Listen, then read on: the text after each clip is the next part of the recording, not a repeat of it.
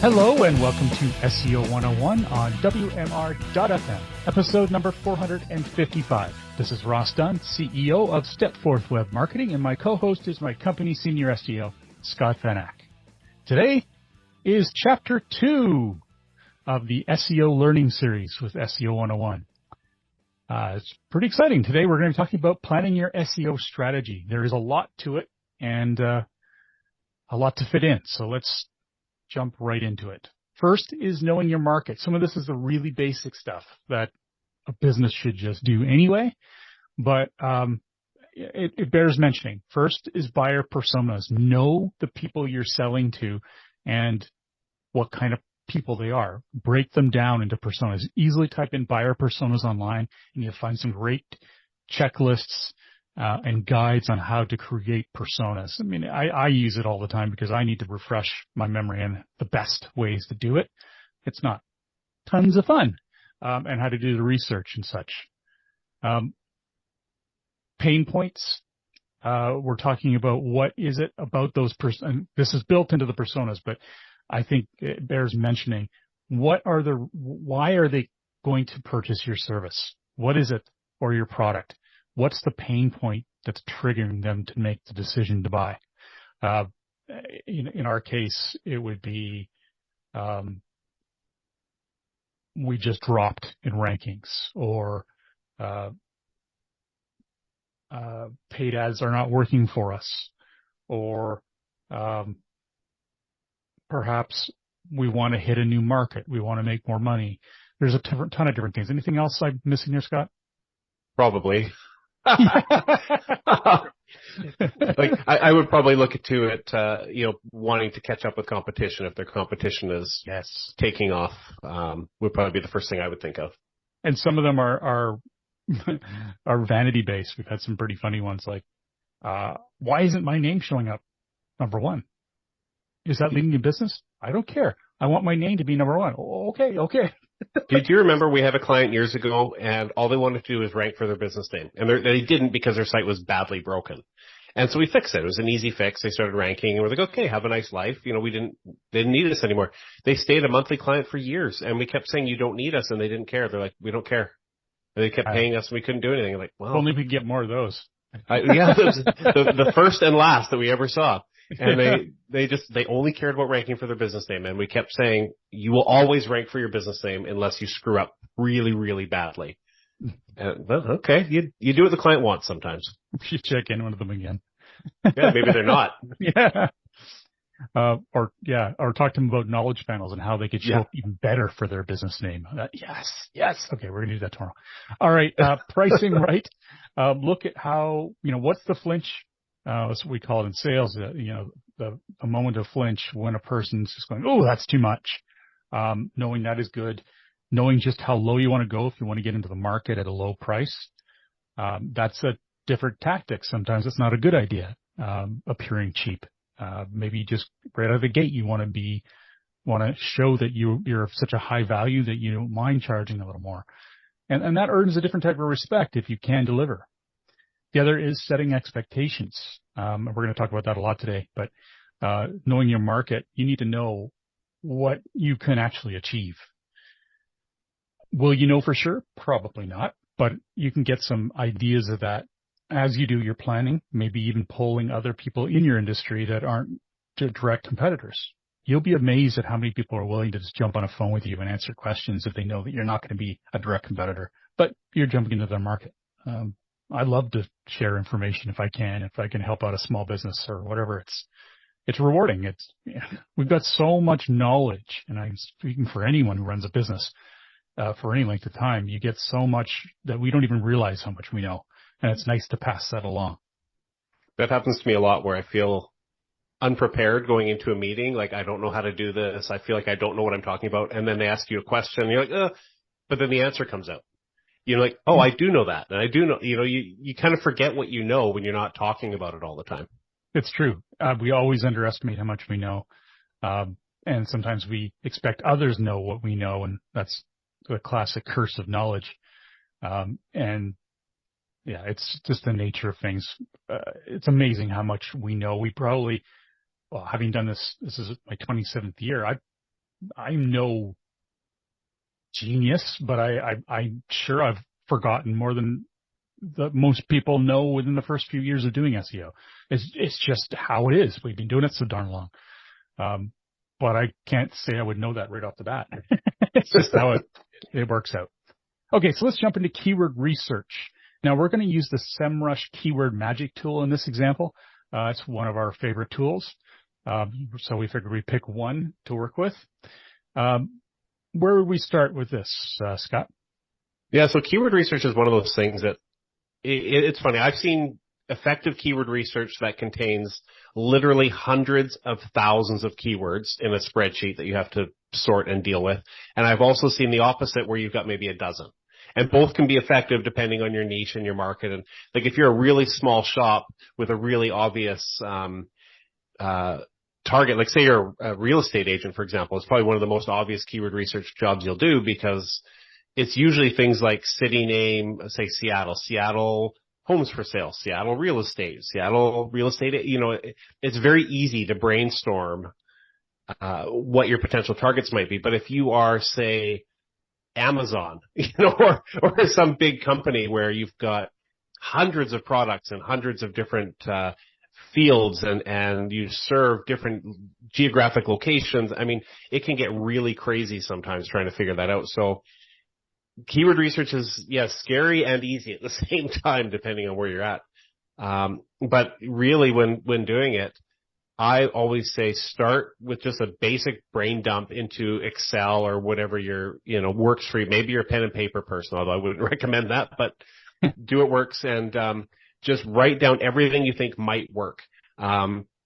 If you are a local business, don't include location, add that later. So for example, again, we'll just use real estate as an example, you'd write down homes for sale, home for sale, house for sale, real estate, all that in a column.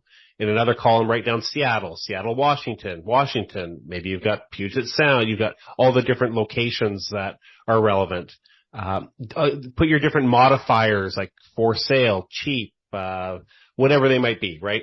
So you have a bunch of different columns that can kind of all work with each other, and then you can build off long tail keywords out of those. And that's just brainstorming right off the top before you even dive into tools.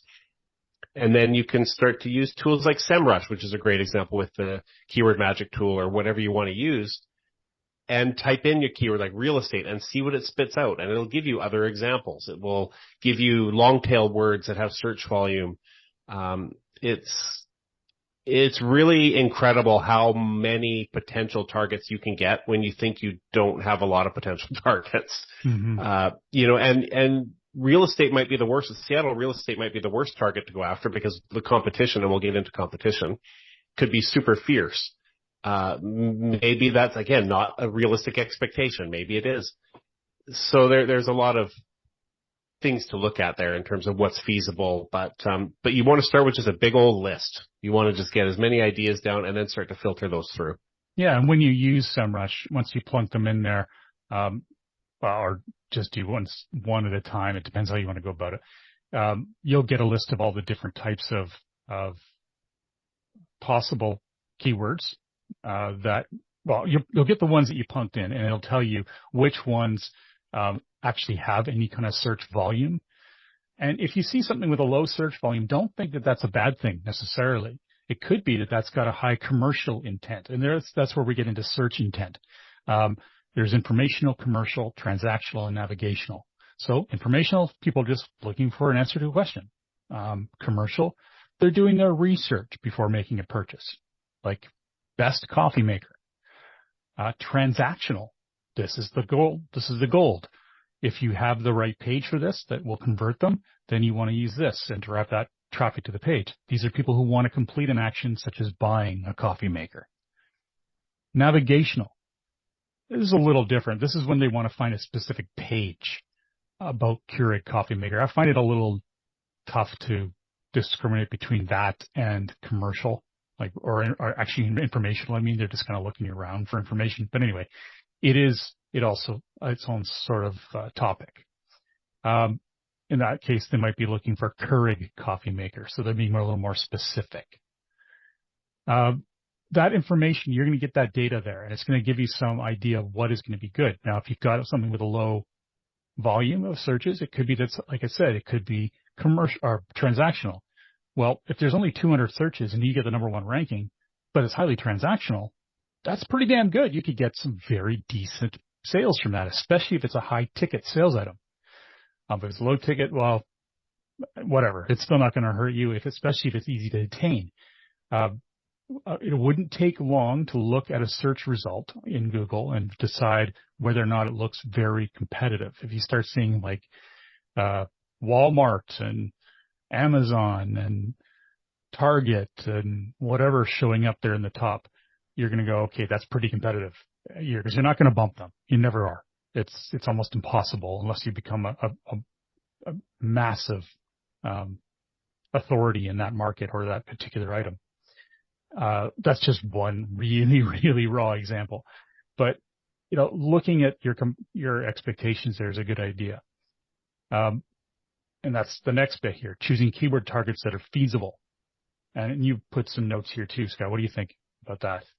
Yeah. So like you said, if you look at the top, if you've got a keyword in mind and you think, I need to rank for this, whatever it is, for sure, this is my number one.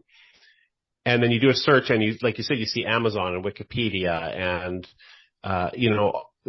maybe the New York Times, you're seeing like really big authoritative websites.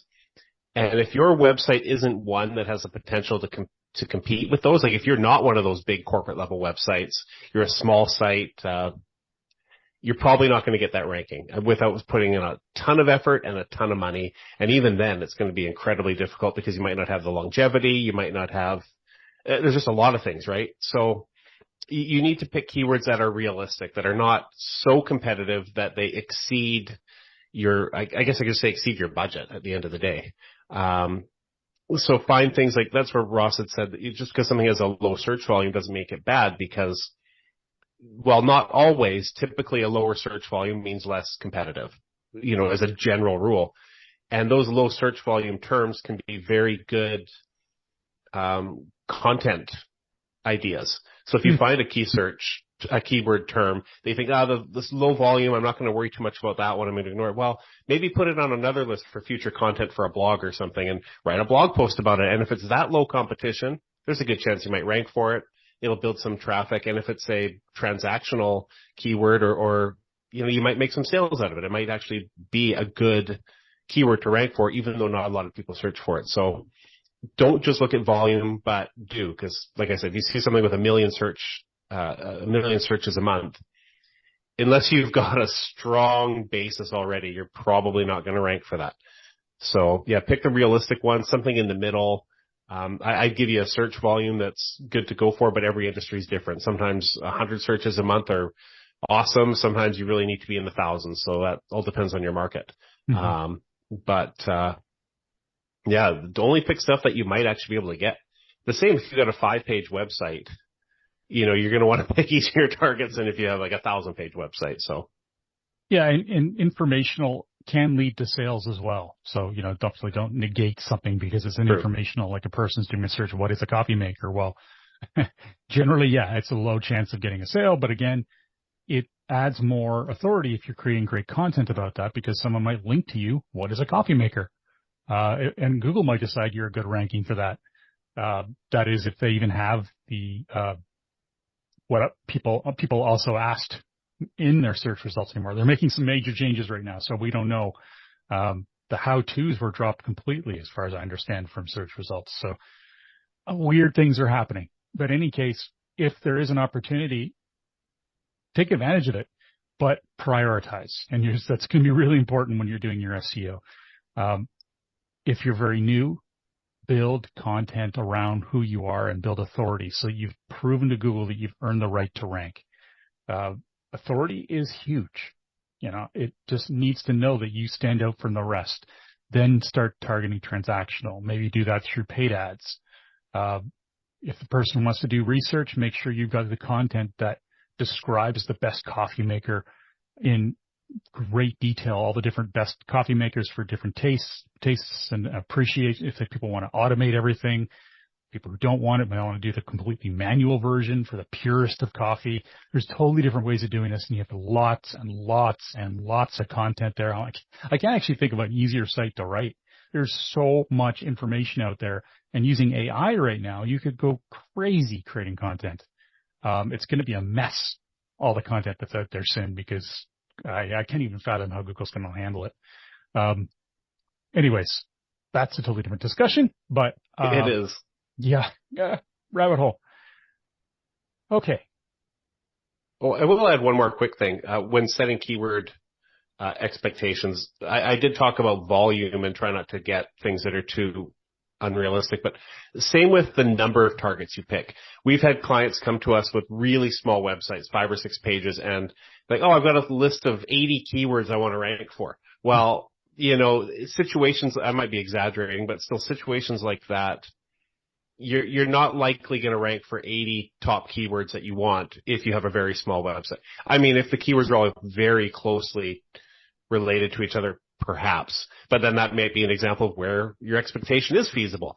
And make sure they're relevant. And I know that sounds ridiculous. Like, obviously you want relevant, but I've had so many clients over the years give me keywords that they want to rank for. And you think, why do you want to rank for that? It makes no sense. And so, you may think that a keyword makes sense, but it might not. And I don't know how else to explain that.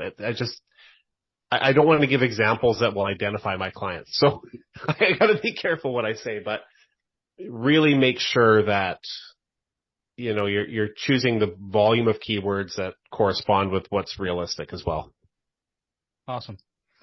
All right, we're going to jump now into competitor analysis. This is a great source of information. I've spoken on it at Search Engine Strategies Conference back in the day and written lots of articles about it. We've done lots of competitor analysis. It's fascinating. It's fun for nerds like us. But it's also pretty easy to do for you to do. Pretty easy for you to do. The key is, well, there's a few things here. Number one, who are your competitors? OMG, it's crazy how many times I get people saying, these are my competitors. No. Those are not those. They might be your competitors that you know and talk to, but let's go and look at the rankings. So what do you want to rank for? And they say, best coffee maker. Okay. Or buy a coffee maker. Great. So let's go there and let's look who's ranking. And if it's assuming, let's say Amazon, those guys aren't showing up, which they would have, but we're going to talk about local, the different places would show up, and it's like, okay, these are your competitors.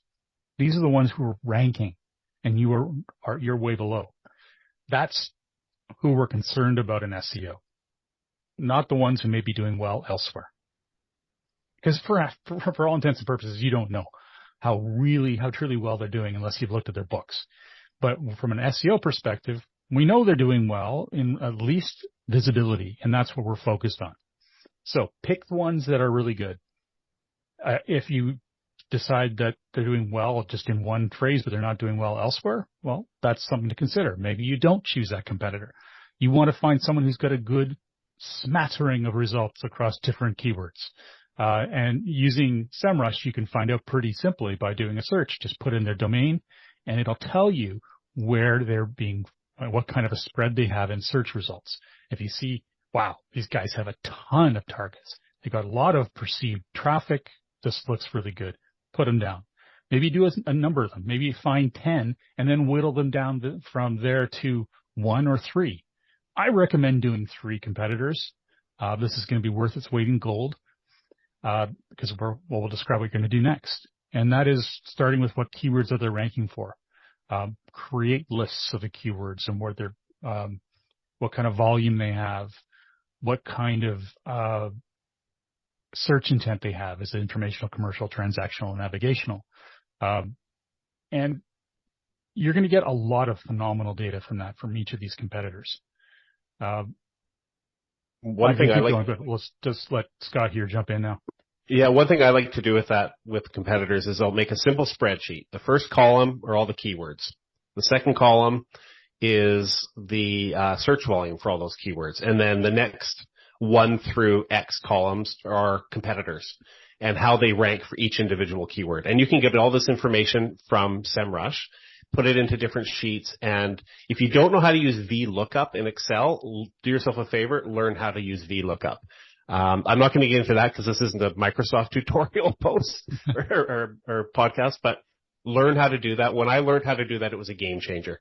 And that will allow you to pull all the rankings from your different sheets for all the competitors and yourself. Run one on your own website and see what you're ranking for. So at the end of the day, you end up with a sheet that has all the rankings for all the keywords for all the competitors you want to check. And you're going to get no rankings for some and some for others.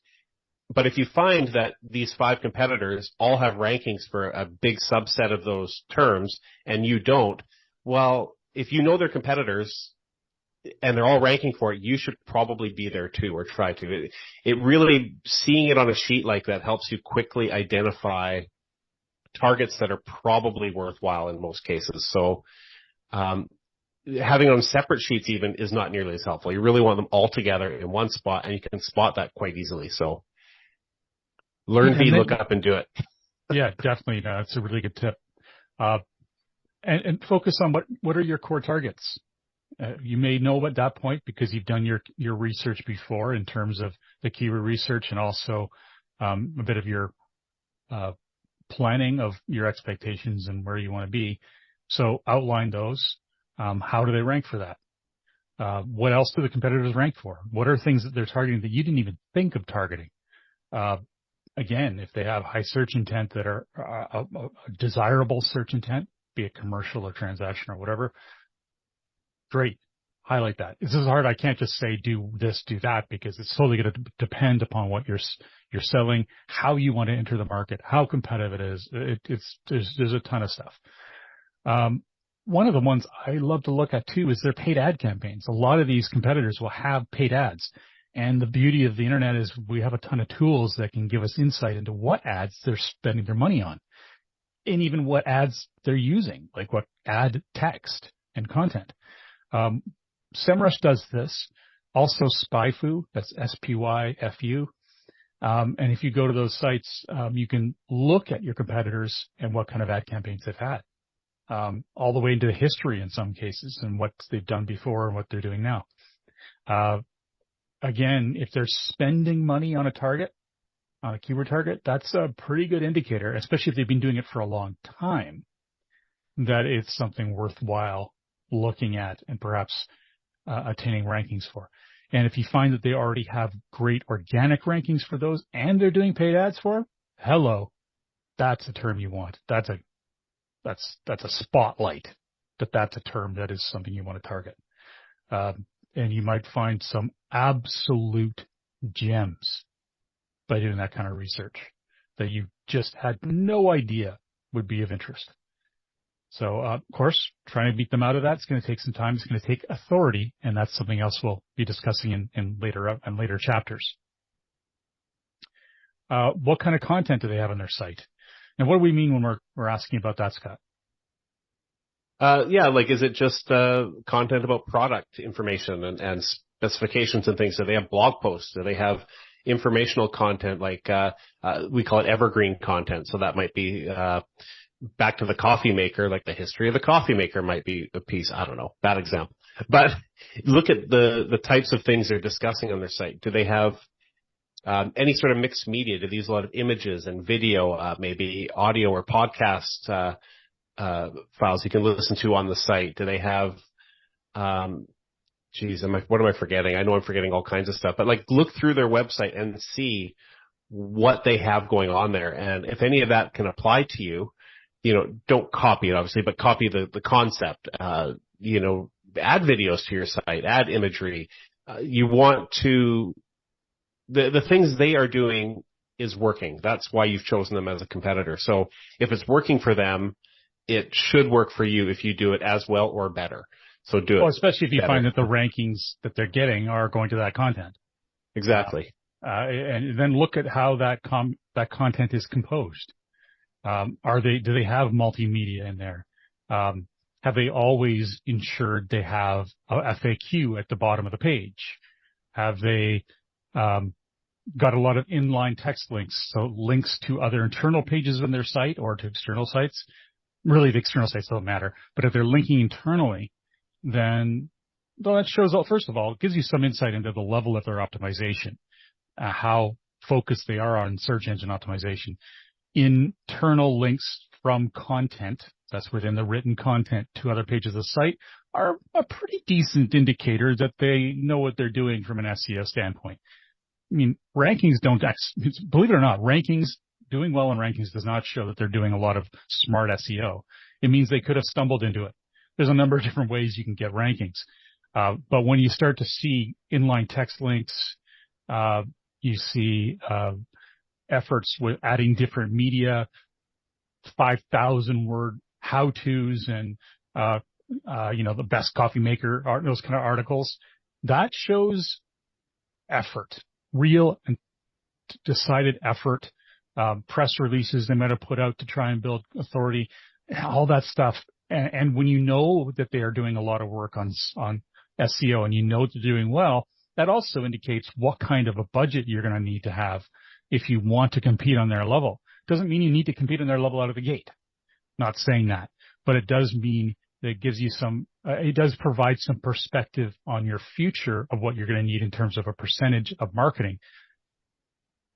It's frustrating how many companies expect to be able to get rankings paying pennies on their income in terms of their percentage of money that goes to marketing.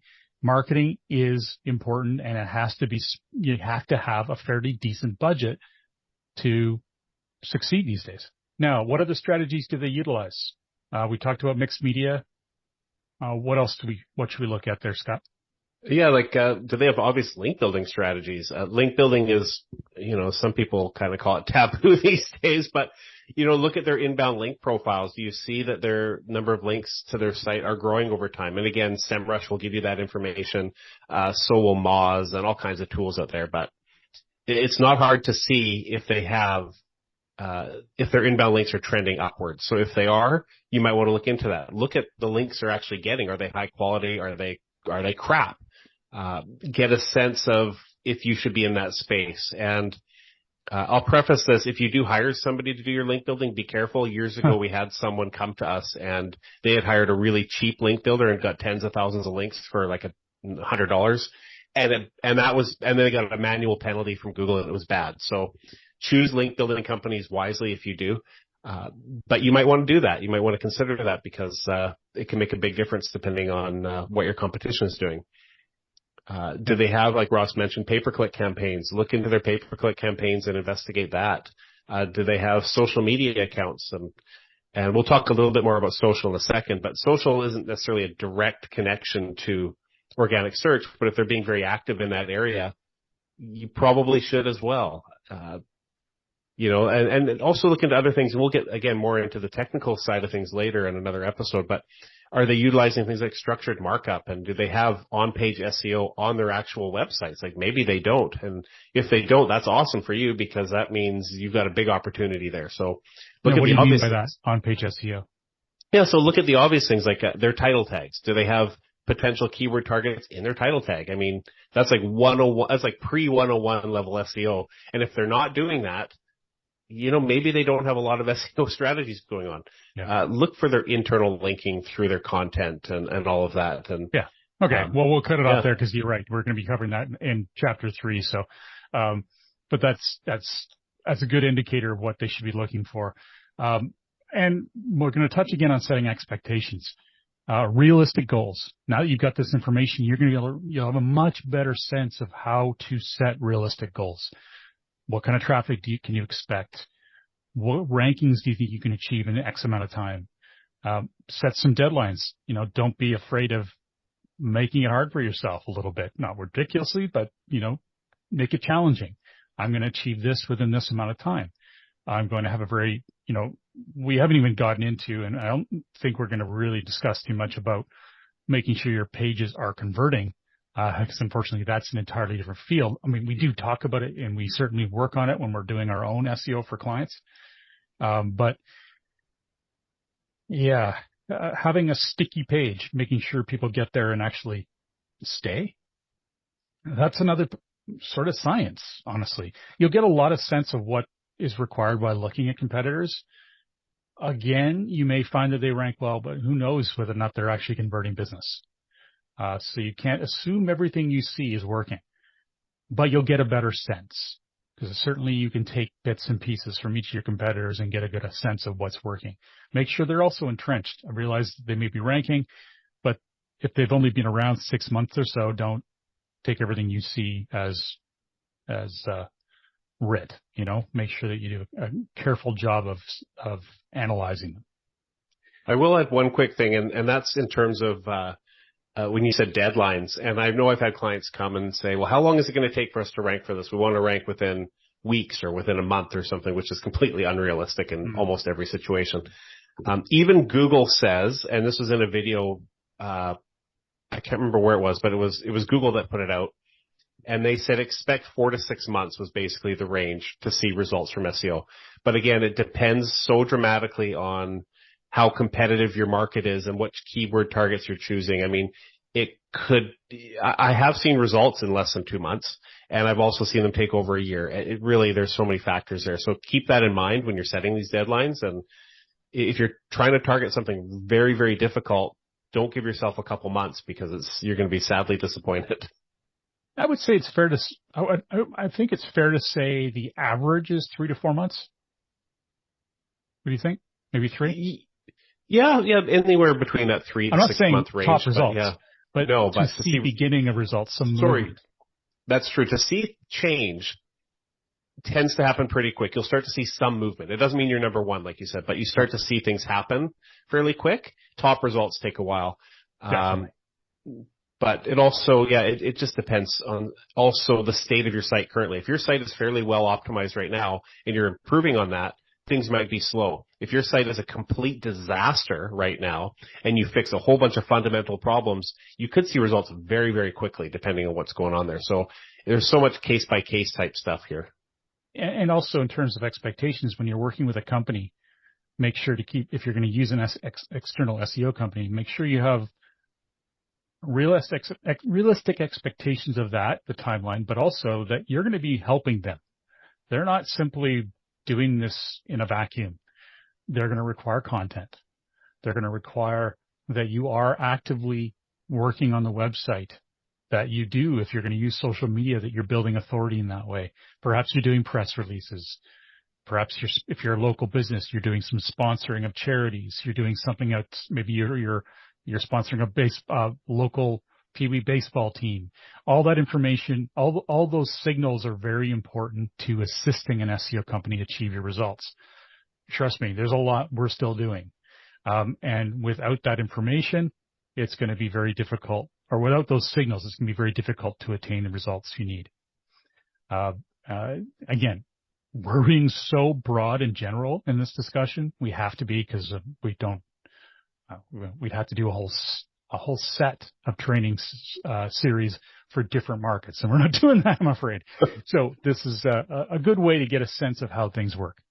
Now let's take a quick break, and we come back. We're going to jump into social media. SEO 101 will be back right after recess. Welcome back to SEO 101 on WMR.FM, hosted by myself, Ross Dunn, CEO of Stepforth Web Marketing, and my company senior SEO, Scott Fenak. All right, social media. Again, preface this with what Scott said, and that is that social media doesn't necessarily have an immediate direct impact on SEO. But, and it's very controversial, that statement. There's so many people who think otherwise, whatever. But there's been no obvious proof that I've seen. I'll preface that as well, because I don't see everything that has proven that it has an immediate direct impact on SEO. But does it have it over time? Yes, I do believe it does, because it creates signals. You do great in social media. People are more likely to link to you. You're more likely to get press.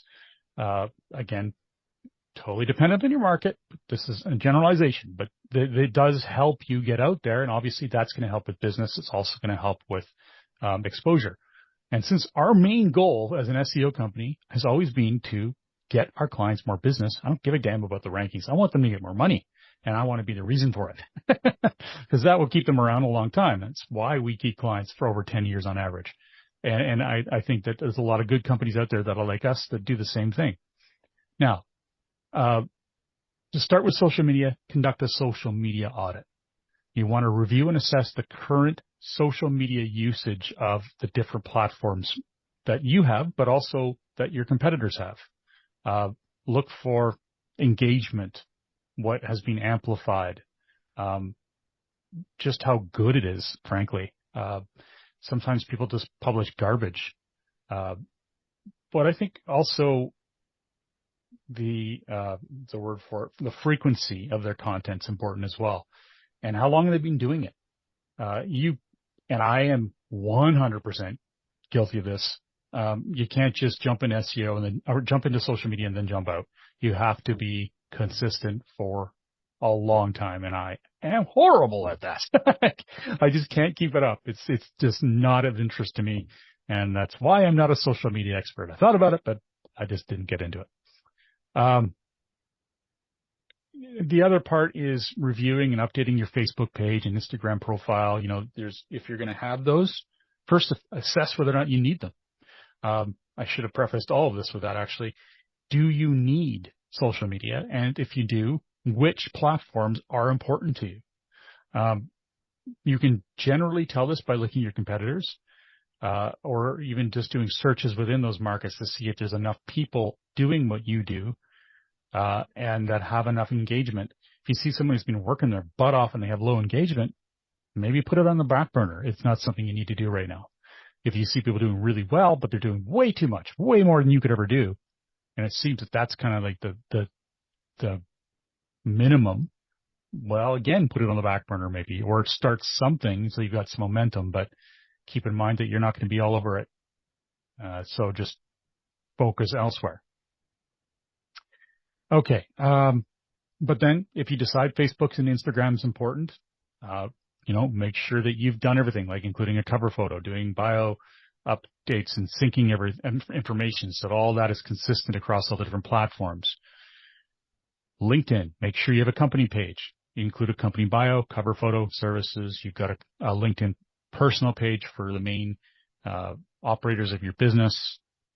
If YouTube's important, create a YouTube channel, include your bio, cover, background, again, synchronize everything. Each of these platforms you'll find an expert for, and probably for good reason in your market. Not probably, definitely.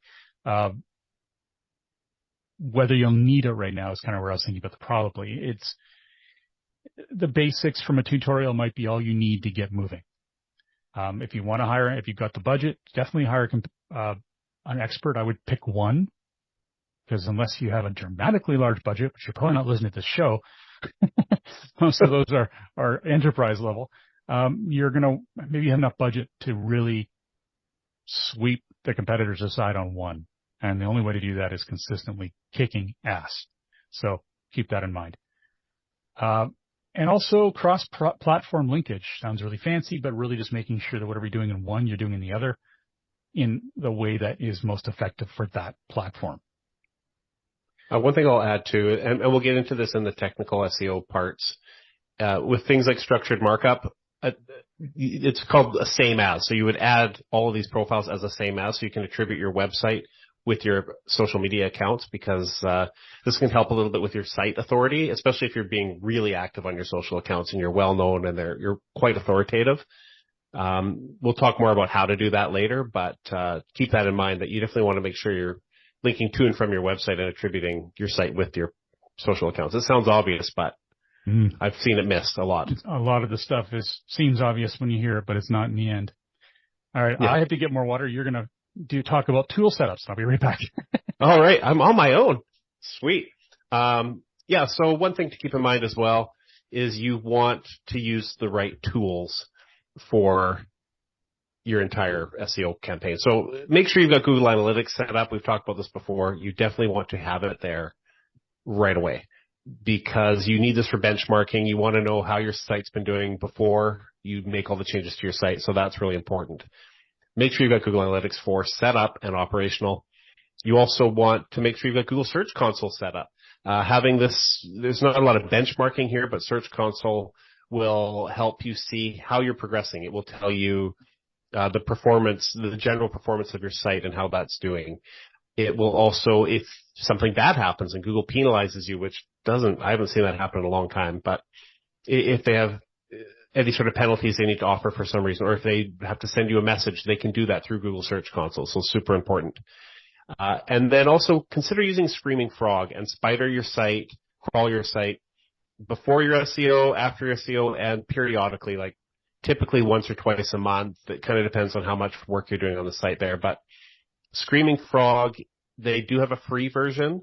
It is only good for up to 500 pages, and I'm not sure what other limitations there are with the free version. Biggest one about the free version, which means pretty much that you're going to have to buy it, but it's okay. It's not that expensive. I mean, for one tool, maybe it is, but in the long run, it's nothing.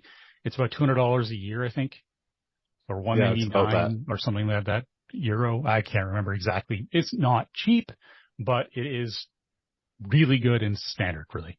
They've done an amazing job on it. It is, we never really told you what it is. It is a indexing tool, or a spider. It checks your entire website, downloads everything you need or the data that's needed to analyze it from an SEO standpoint. It will be extreme overkill for anyone who's brand new, but that doesn't matter. There's still aspects of it that are very simple that you can use. And a quick tutorial on how to basically use Screaming Frog will pay every second you spend is going to be worth its weight in gold. So definitely do that. And we're going to talk about Google Search Console and Google Analytics a bit more in other episodes, but it is important that those are set up. Google Analytics 4 is a mess to many of us. It's kind of difficult to use, especially if you have any experience with prior Google Analytics. If you don't, you're almost better off. You won't have the expectations that things will work like we do. It's got some pluses. There's a lot of things it does well. Even the people that don't like it admit that, but a lot of things it does horribly that are driving us batty. Those are the first three. And then make sure, of course, we don't work for them and no, we don't get a cut. I'd love to get a cut actually, but we do recommend SEMrush. It seems to be a good all-around tool. I think it's about $100 a month, and it's going to give you so much great info. We highly recommend it. All right. Well, we're at the end of chapter 2. There's so much more we could talk about.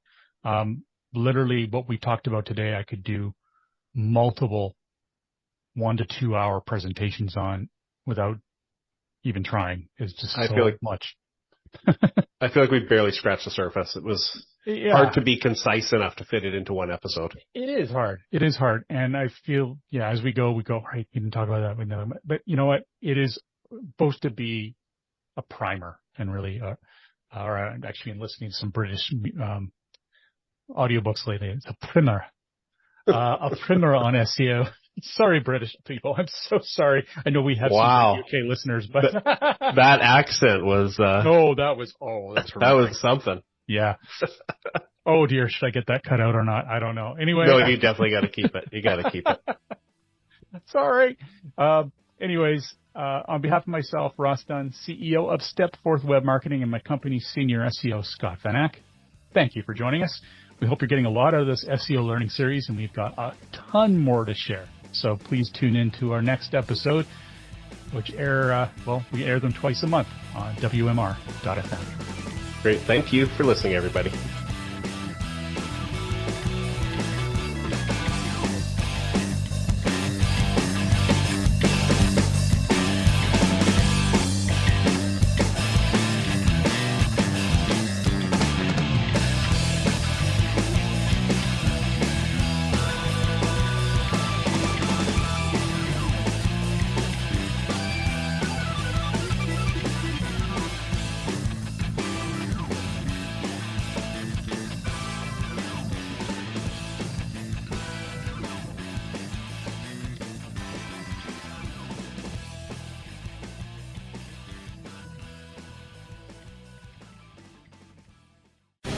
The opinions expressed on this program are those of the guests and hosts and do not necessarily reflect those of WebmasterRadio.fm's management or sponsors. Any rebroadcast or redistribution without authorized consent of WebmasterRadio.fm is prohibited.